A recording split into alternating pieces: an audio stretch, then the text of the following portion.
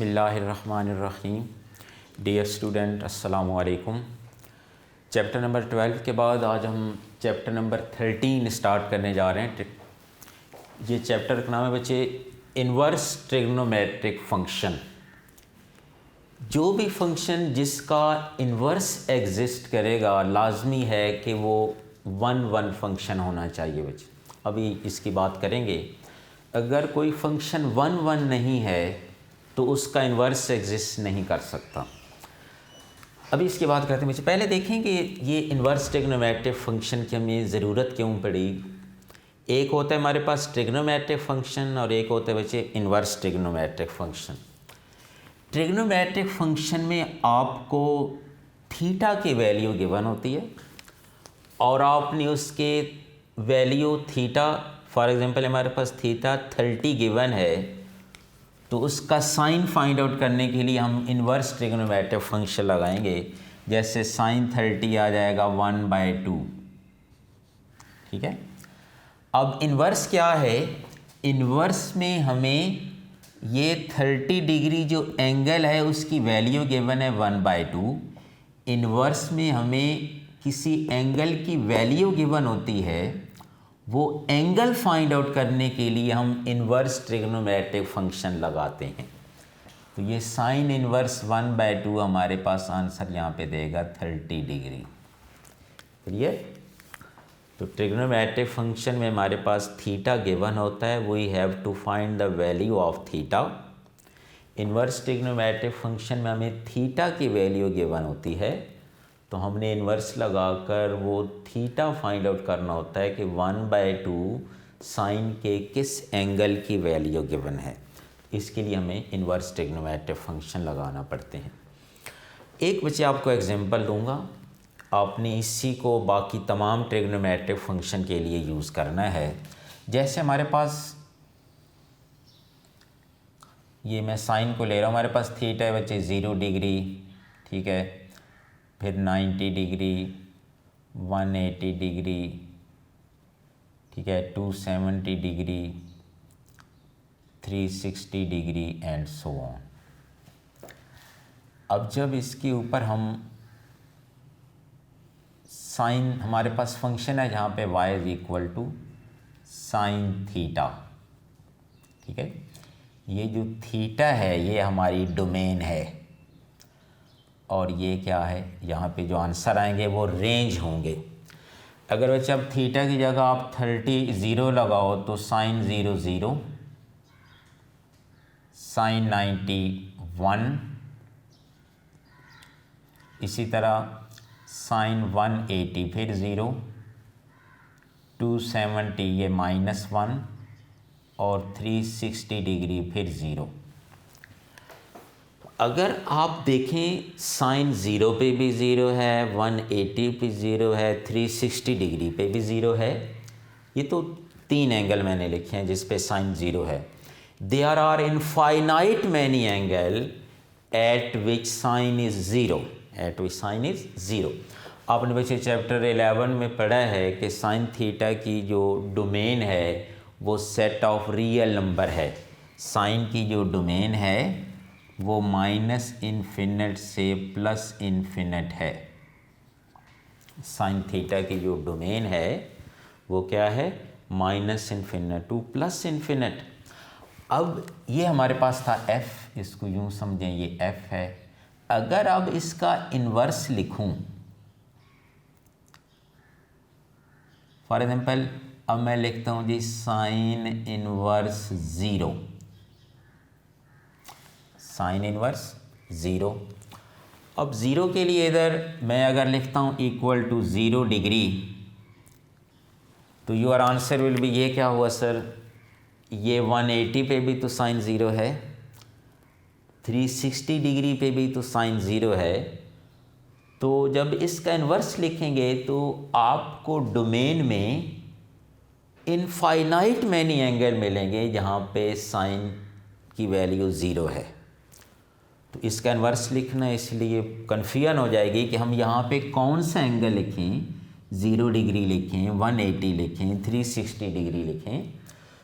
तो इस कन्फ्यूजन से बचने के लिए हमें पहले इसकी डोमेन को छोटा करना पड़ता है, रिस्ट्रिक्ट करना पड़ता है। इसको 1 to 1 बनाने के लिए हम जो साइन थीटा की डोमेन है, अगर हम उसको रिस्ट्रिक्ट कर दें, साइन थीटा की डोमेन को रिस्ट्रिक्ट कर दें -90 डिग्री से +90 डिग्री, तो इस रिस्ट्रिक्टेड डोमेन में कहीं पे भी साइन की वैल्यू रिपीट नहीं होगी। यहाँ -1, यहाँ +1, इसके बिटवीन 0 आएगा, वहाँ पे साइन 0। यहाँ बेशक आप 30 डिग्री लो बचे, 45 डिग्री लो, जो मर्ज़ी एंगल हो, ये 1/2, यहाँ पे आएगा 1/√2। सिमिलरली यहाँ पे तो ये -90 से +90 के बिटवीन आप जो मर्ज़ी एंगल ले लें, कहीं पे भी कोई वैल्यू रिपीट नहीं होगी। 1-1 मैपिंग, सिर्फ -1 के अगेंस्ट एक ही एंगल होगा -90 डिग्री। इसी तरह यहाँ पे ये 1/2 के अगेंस्ट एक ही एंगल होगा 30 डिग्री। 45 यानी 1/√2, इसके पीछे एक ही एंगल आपको मिलेगा 45 डिग्री। तो ये 1-1 मैपिंग हो जाएगी। ये ट्रिग्नोमेट्रिक फंक्शन जो हैं ये बाइजेक्टिव नहीं होते, ठीक है, ये पीरियोडिक फंक्शन होते हैं, इनकी वैल्यूज़ रिपीट होती हैं।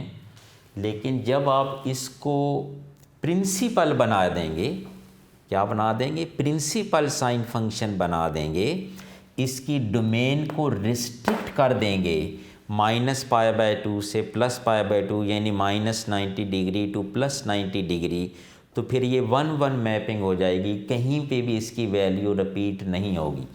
अब जब इसका आप इन्वर्स लिखेंगे, जैसे आप लिखेंगे साइन इन्वर्स -1, तो उसके अगेंस्ट एक ही एंगल आपको मिलेगा -90 डिग्री। यहाँ ये वाली कन्फ्यूजन इधर नहीं रहेगी। जब आप अब इसकी डोमेन थी वैसे साइन थीटा की सेट ऑफ रियल नंबर, लेकिन प्रिंसिपल साइन की डोमेन बनेगी -90 टू +90, और इसके बिटवीन देखें यू हैव नो कन्फ्यूजन कि साइन इनवर्स -1 पे उसका एंगल क्या है, तो वो एक ही एंगल आपको मिलेगा -90 डिग्री। यहाँ पे आप 0 लिखोगे, साइन इनवर्स 0, तो उसके अगेंस्ट आपको एक ही एंगल मिलेगा 0 डिग्री। ये 1/√2 लिखेंगे तो उसके अगेंस्ट एक ही एंगल आपको मिलेगा 45 डिग्री। तो इसको पहले प्रिंसिपल बनाता है। y = sin x को जब टू द इंटरवल -π/2 से +π/2 में इसको रिस्ट्रिक्ट कर देंगे, तो then restricted function y = sin x where -π/2 less than x less than π/2 is called principal sine function.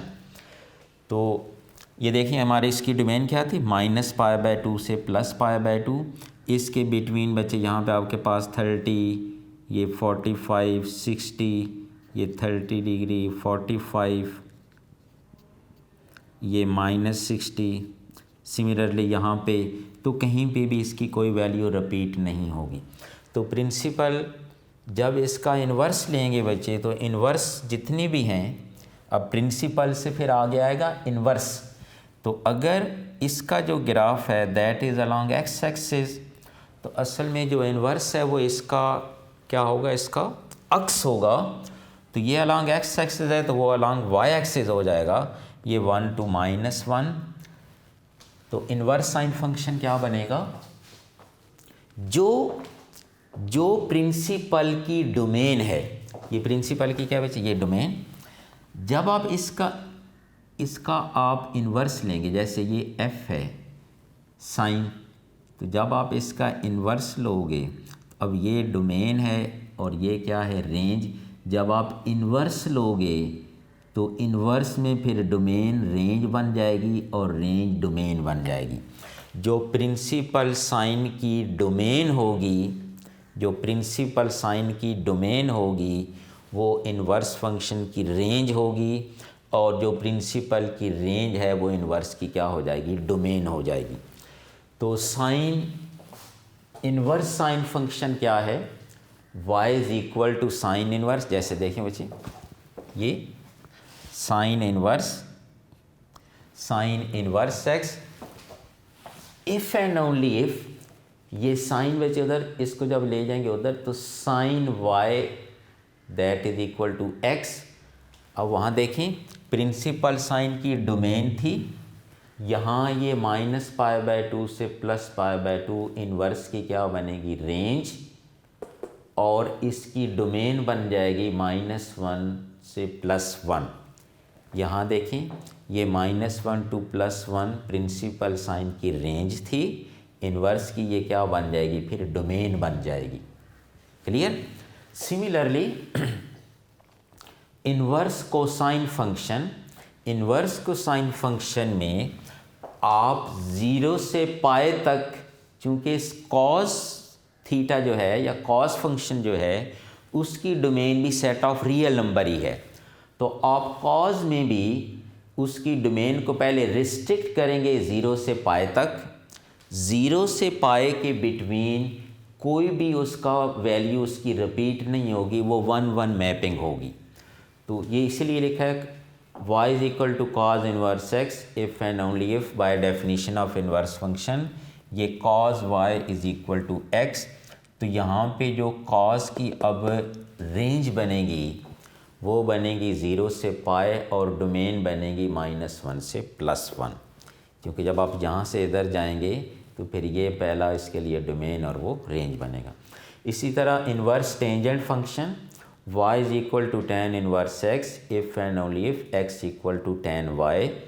तो tan की यहाँ पे जो रेंज बनेगी वो -π/2 से +π/2। ये बच्चे ओपन इंटरवल है, इक्वल का साइन नहीं लगाना यहाँ पे, ठीक है। और -90 पे tan -इन्फिनिट होता है और +90 पे +इन्फिनिट होगा, तो ये इसकी डोमेन बनेगी और ये रेंज बनेगी।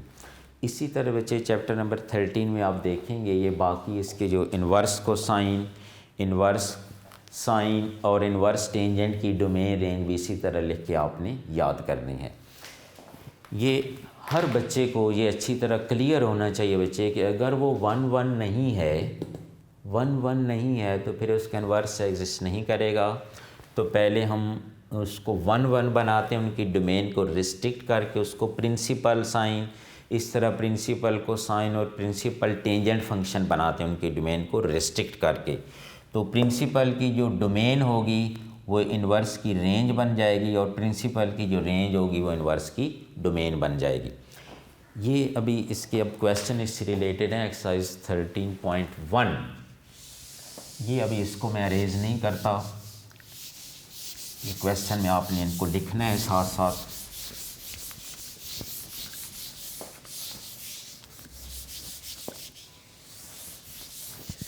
एक्सरसाइज 13.1 इसके कौन कौन से क्वेश्चन इंक्लूडेड हैं वो पहले देख लें। एक्सरसाइज 13.1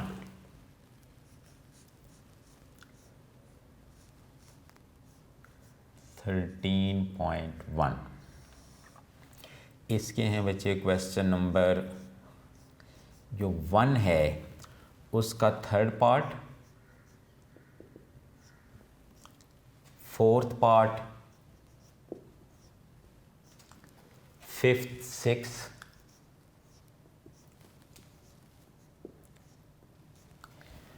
6 के बाद है बच्चे इसका 9th पार्ट। अब ज़रा 3rd पार्ट पहले देखें। 3rd पार्ट ये बच्चे लिखा हुआ है cause inverse 3√/2। By definition of inverse trigonometric function, we have to find the angle of cosine। इसका हमने 3√2 पे कोसाइन का एंगल क्या है, we have to find that angle। कि cos इनवर्स 3√2 पे इसके अगेंस्ट यहाँ पे एंगल क्या आएगा, इसका एंगल क्या होगा वो हमने फाइंड आउट करना है। तो अभी आपसे बात की है कि कॉज में हम डोमेन को रिस्ट्रिक्ट करेंगे 0 से पाए तक, वो देख सकते हैं उधर। यहाँ पे ये कोई एंगल है 3√2, उसके एंगल की वैल्यू है, हमने इन्वर्स लगा के यहाँ इसके अगेंस्ट वो एंगल फाइंड आउट करना है थीटा। ये हमारा क्वेश्चन। सपोज कर लेते हैं, लेट कर लेते हैं, वैसे थीटा भी लिख लो तो बच्चे नो प्रॉब्लम, लेकिन अब आपने चूँकि इधर उधर से ये क्वेश्चन देखने होते हैं तो हम सपोज कर लेते हैं कि हमारे पास वो एंगल है y, cos इनवर्स 3√2, इस पे जो एंगल आता है हमने सपोज कर लिया वो क्या है, y है। तो वो y कहाँ पे आएगा, ये देखें, y इस 0 से पाए के बिटवीन कहीं पे आएगा, इससे बाहर नहीं जाएगा। तो आपने बच्चे लिखना है कि यहाँ पे जो y होगा वो 0 less than or equal to y less than or equal to pi. 0 और पाई के बिटवीन वो कोई एंगल होगा, वो कौन सा होगा, वी हैव टू फाइंड। अब बाय डेफिनेशन देखें, ये y is equal to cos inverse x, तो आप इसको लिख सकते हैं cos y is equal to 3√2। अब टेबल वैल्यू बच्चे आपको याद होनी चाहिए, यहाँ पे y अगर मैं पुट करूँ, ये साइन 60 की वैल्यू, लेकिन cos 30 होगा, ये π/6, ये क्या होगा, π/6। अगर मैं यहाँ y की जगह π/6 लिखूँ तो हमारा आंसर ये आएगा। Clear.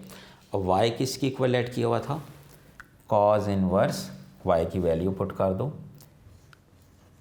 cos inverse 3√2 is equal to π/6।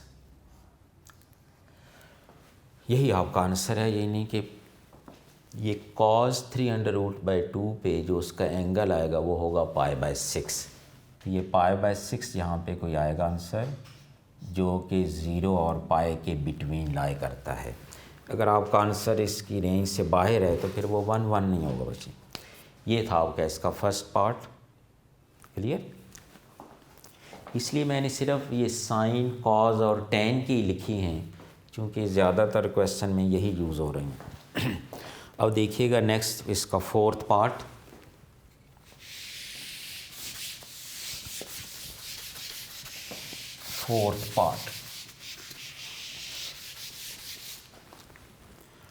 Fourth part में है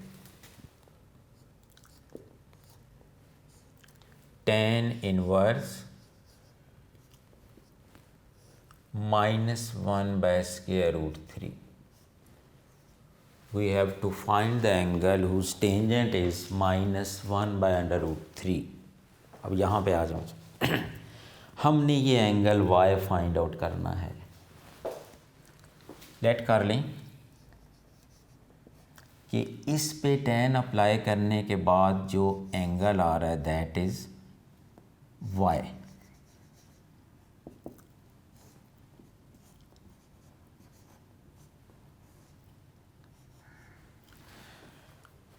अब y, ये आपको याद होना चाहिए बच्चे, आपका जो y का आंसर है, y जो है वो लाई करेगा हमेशा -π/2 से +π/2। आप इसको यूँ भी लिख सकते हैं बच्चे, y बिलोंग टू, ये ओपन इंटरवल होगा -π/2 से +π/2। By definition of inverse tangent function we can write it tan y is equal to -1/√3। अब यहाँ y की क्या वैल्यू हो, ये आपको पता होना चाहिए, ये tan की कि ये tan 30 है। ये क्या है, tan 30।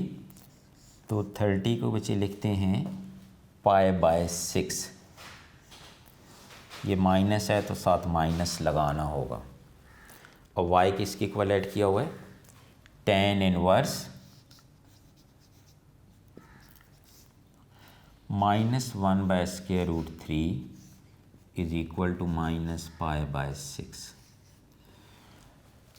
तो -1/√3 पे जो tan का एंगल आएगा दैट इज़ -π/6, जो कि इसी के बिटवीन लाई कर रहा है, इसी रेंज में लाई कर रहा है। ये उसकी रेंज है बच्चे एंगल की, इससे बाहर नहीं जाएगा।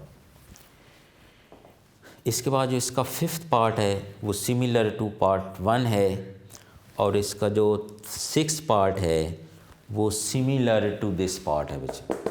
उसमें सिर्फ यहाँ पे प्लस है तो आपने प्लस लिखना है, अगर यहाँ माइनस होगा तो फिर इधर माइनस लिखते हैं। ये एक नाइन्थ पार्ट देखिएगा, इसमें साइन की बात हो रही है।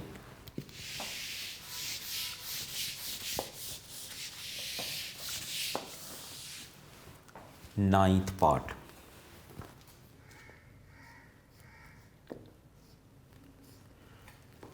Sine inverse -1/√2। हमने एंगल फाइंड आउट करना है कि वो कौन सा एंगल है जहाँ पे साइन आंसर दे रहा है -1/√2। सपोज कर लेते हैं कि वो एंगल y है। Suppose that angle is y, sign inverse -1/√2।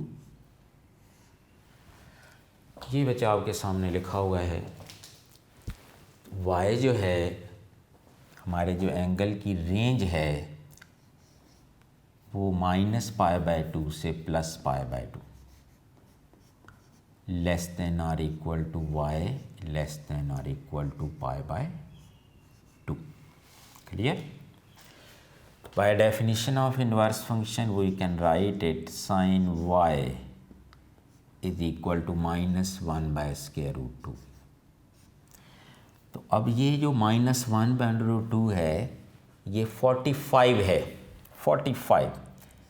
तो y इज इक्वल टू -π/4। अगर y की जगह यहाँ -π/4 लूँ और उसके ऊपर साइन अप्लाई करूँ तो आंसर क्या आएगा? -1/√2। अब y किसकी इक्वल ऐड किया था? y किसकी इक्वल ऐड किया हुआ है? Sine inverse -1/√2 is equal to -π/4। ये हमारे सर वैसे शॉर्ट क्वेश्चन में अगर आता है ये, तो आपको पूरा इस तरह प्रॉपर सॉल्व करना पड़ेगा। MCQs में आए तो बेशक साइन इनवर्स लगा के आप इस तरह वैल्यू फाइंड आउट कर लें। ये भी बच्चे साथ लिखा करें, ये लिखना ज़रूरी है क्योंकि ये इनवर्स हैं। क्योंकि ट्रिग्नोमेट्रिक फंक्शन जो हैं वो पीरियोडिक फंक्शन है, वो 1 नहीं है बच्चों, ठीक है। तो ये 1 बनाया है, इसकी डोमेन को रिस्ट्रिक्ट किया हुआ है, तो ये साथ लिखना ज़रूरी है। ये था बच्चे क्वेश्चन नंबर 1। इसके बाकी पार्ट बिल्कुल सिमिलर हैं। Question number 2, very very important short question. इससे रिलेटेड एक एग्जाम्पल है, एग्जाम्पल नंबर 4 है, पेज 396 पे। एग्जाम्पल 4,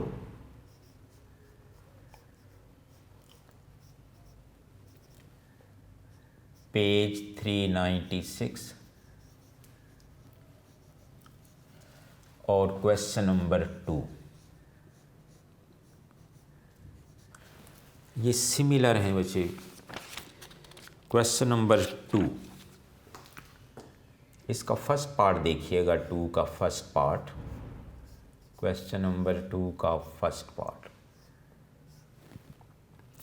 प्रूफ करना है कि tan इनवर्स 5/12 ये इज इक्वल होता है साइन इनवर्स 5/13 के।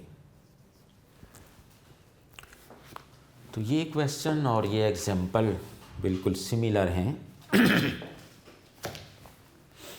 अब इसको सॉल्व करने के बच्चे बहुत से मेथड हैं। साइन को इधर ले आओ, फिर इसको लेट करो। बहरहाल देखें, जो मुझे ज़रा सिंपल लग रहा है, ये tan इनवर्स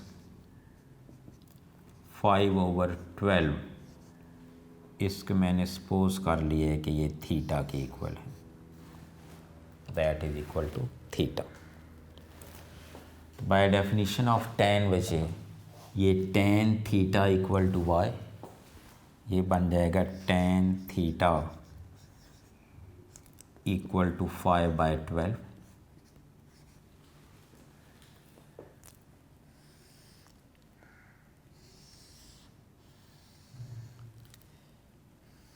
ये थीटा, tan होता है परपेंडिकुलर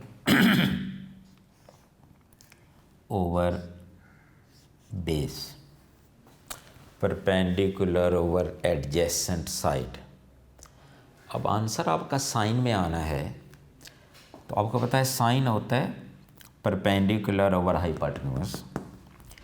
तो पाइथागोरस थ्योरम लगाएं, ये 12 का स्क्वायर यानी 44, 144, 5 का स्क्वायर 25,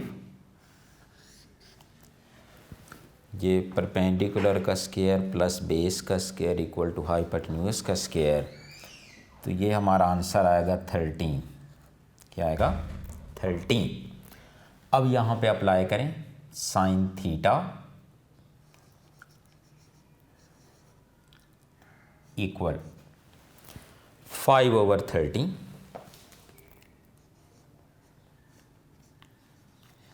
थीटा को इधर ही रहने दें बच्चे, साइन को अदर साइड पे ले जाएं, साइन इनवर्स 5/13। थीटा की वैल्यू पुट कर दें, थीटा किसके इक्वल ऐड किया हुआ है? tan inverse 5/12 equal sine inverse 5/30। ये आपका आंसर आ गया। बिल्कुल इसी तरह इसका जो थर्ड पार्ट है वो आपने करना है बच्चों, ठीक है। सेकंड पार्ट देख लें, इम्पॉर्टेंट पार्ट है सेकंड वाला। सेकंड पार्ट ये है 2 cos inverse 4/5 is equal sine inverse 24/25। ये बच्चे साइन को ज़रा इधर लेके आए, ये साइन इनवर्स है तो इधर आके साइन, ये 2 cos इनवर्स 4/5 यहाँ इक्वल आएगा 24/25। अब लेट कर लें, ये जो इन्वर्स है इसको थीटा कह दें, cos इनवर्स 4/5, तो ये cos थीटा इज इक्वल 4/5। ज़रा तवज्जो से देखिएगा बच्चे, इसकी हम ये लेफ़्ट हैंड साइड ही लेने लगे हैं। ये साइन 2 थीटा, ये cos inverse 4/5 that is equal to theta, तो ये बन जाएगा साइन 2 थीटा। साइन 2 थीटा का फार्मूला होता है 2 sine theta into cos theta. ये चैप्टर 10 में पढ़ा है आपने। अब कॉस थीटा की वैल्यू है हमारे पास 4, ठीक है। हमारे पास साइन की वैल्यू हमें चाहिए सिर्फ साइन थीटा की। यहाँ से साइन थीटा क्या बनेगा? Sine theta is equal to 1 minus cos square theta, 1 minus cos square theta का स्क्वायर रूट। वही फार्मूला बचे sine square theta plus cos square theta equal to 1। वहाँ से ये, तो ये 1 माइनस ये बनेगा 16/25, ये आएगा 9/25, 3/5। ये साइन थीटा की वैल्यू आ गई। ये ज़रा पुट करें इधर, 2 साइन थीटा है 3/5, कॉस थीटा 4/5, तो ये बनेगा हमारे पास 24/25। तो ये साइन 2 थीटा, ये साइन 2 कर दें बच्चे, थीटा की वैल्यू क्या बनेगी, cos inverse, that is equal to, ये लेफ्ट हैंड साइड और राइट हैंड साइड का आंसर इक्वल आ गया। अगर आप इसको बेशक उधर भी जाके लिखना चाहें दोबारा तो उस तरह भी लिख सकते हैं, बेशक इसको ये लेफ्ट हैंड साइड ना लिखें और इसको यूँ लिख लें, 2 cos inverse 4/5 is equal sine inverse 24/25। Proof हो गया। दोबारा देख लें बच्चे, ये अगर हम डायरेक्ट ये फार्मूला लिखते ना, वो know that sine 2 theta equal to 2 sine theta cos theta, तो फिर आपके लिए कन्फ्यूजन थी, इसलिए साइन को इधर ले आओ। तो इसको लेट करेंगे जब थीटा के बराबर, तो ये साइन 2 थीटा का फार्मूला बन जाएगा, वो फार्मूला अप्लाई करें, कॉस से ये साइन की वैल्यू फाइंड आउट कर लो, इसमें पुट करें तो ये हमारा आंसर आ जाएगा। थीटा की वैल्यू पुट कर दें, साइन को उधर जाके साइन इन्वर्स कर दें, तो ये हमारा प्रूफ हो जाएगा। ये बच्चे पहले 2 क्वेश्चन और वो प्रिंसिपल साइन कॉस टेन और उनकी डोमेन रेंज इन्वर्स की आपको अच्छी तरह याद होनी चाहिए। तो इसका क्वेश्चन नंबर 2 और बाकी इंशाल्लाह नेक्स्ट लेक्चर में करेंगे। अपना ख्याल रखिएगा। अल्लाह हाफ़िज़।